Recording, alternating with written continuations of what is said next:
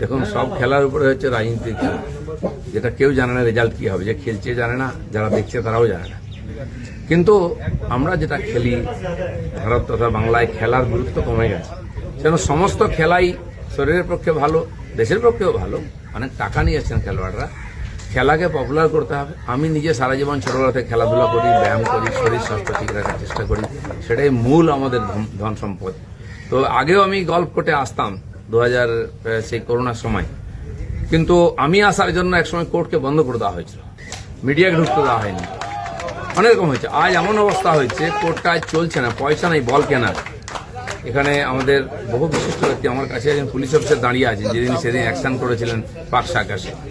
এই ধরনের জেনারেল ম্যানেজাররা বিভিন্ন ডিপার্টমেন্টের কোম্পানি আসেন এখানে। ছোট কোর্ট, একটাই সরকারি কোর্ট, সেটা অব্যবস্থা। আমি কথা বলবো, আজকে সেই কোর্টে দেখতে এসেছিলাম, একটু গল্প প্র্যাকটিসও করলাম সবার সঙ্গে।